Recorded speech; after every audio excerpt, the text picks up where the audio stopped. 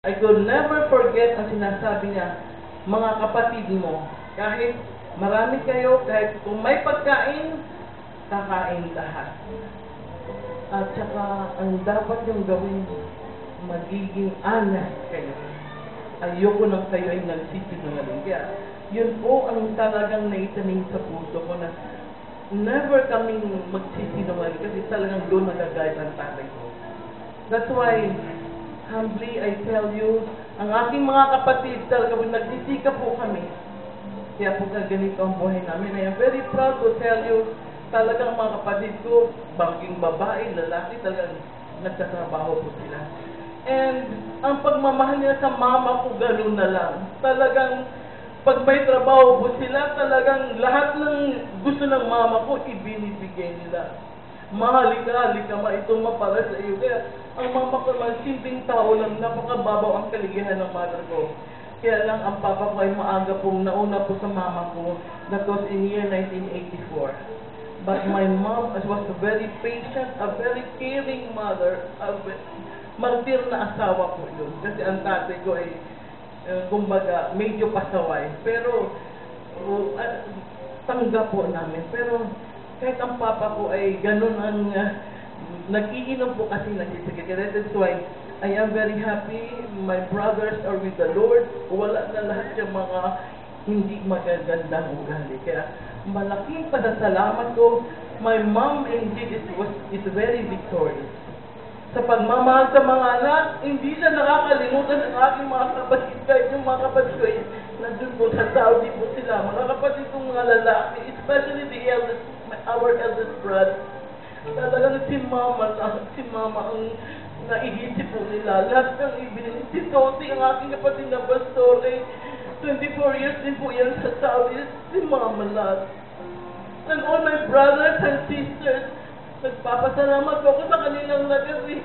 Kahit sino wala po sa amin, nagtutulungan po kami. Walang hindi sa amin kung sino lang mayroon. Talagang kusang loob nag-o-offer. Kaya alam namin kung ano pangangailangan ng isa na hindi na kailangan dapat sabihin. Kaya ito pang mamalaki ko po sa inyo sapagkat ang mama ko ay talagang simpleng tao lang. Basta to be honest. Sa aking mga kamag-anak, pag pumunta po siya, sabi, kami na po ang mahirap sa Manila, pero ang mama ko ang pinupuntahan lang ng mga kamag-anak pagdating dito sa Maynila. Si Lola Lita, si Chalita ang hinahanap palagi. Kahit ang bahay namin sa Sampaloc ay maliit lamang. Yun ang pinupuntahan lahat ng mga bisita. Kaya, we are very proud of our mom. Hanggang siya po nagkaroon ng maraming mga apo. Pagkatapos ng 9 na anak, meeting the eldest of 9. Nagkaapo po siya ng marami na may mga I know she will be very happy to see the twins of my sister, the triplets of my sister Offie. Talagang pinagmamalaki po namin to.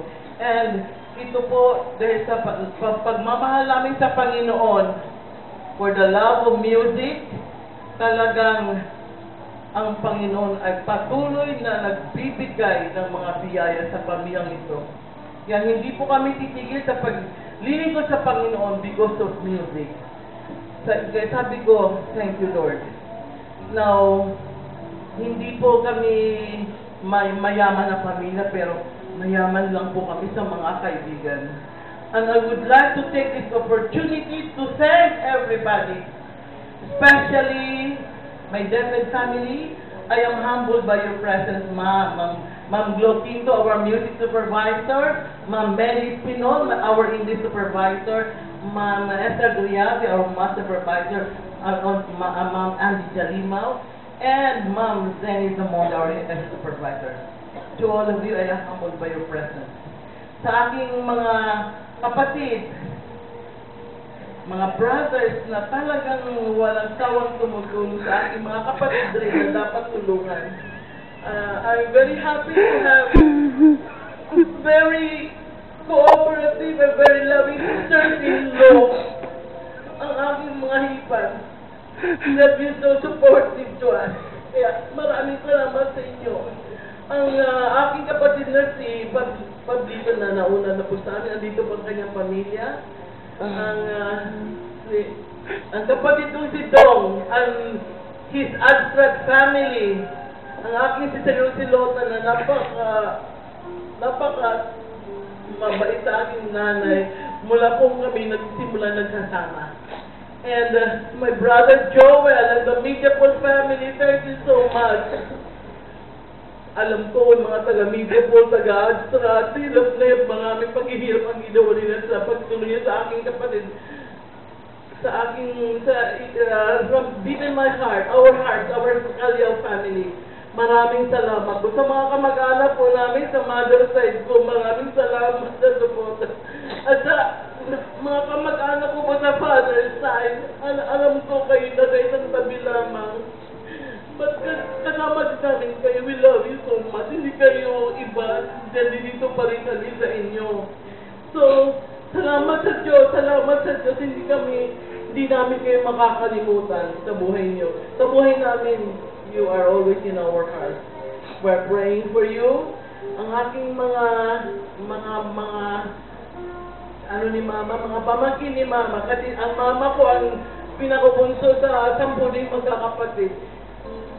Dalawa na lang ang nabubuhay pero nasa Amerika na. Pero nandito itong mga kamag-anak niya na sila Manang Aida can tell us how Mama is as a mother, as a tiya, kamag-anak po namin ko sa mother side po.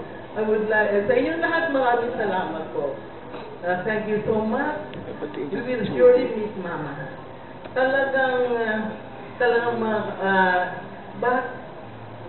Physically wala sila sa atin, but it is a celebration. But we rejoice, he's now at peace with the Lord. Napakabait ng Mama ko.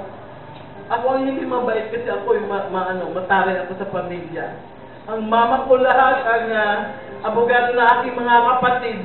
Pag nag-aano ko sa mga kapatid ko, si Mama ang abogado niya. Kaya, now, pasalamat kami sa Diyos. Kami po ay sama-sama sa hirap at ginhawa.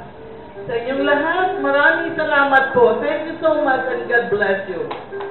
Manang Aida, ang aming pinsan ko po yun. Pamangkin po siya ng Mama ko.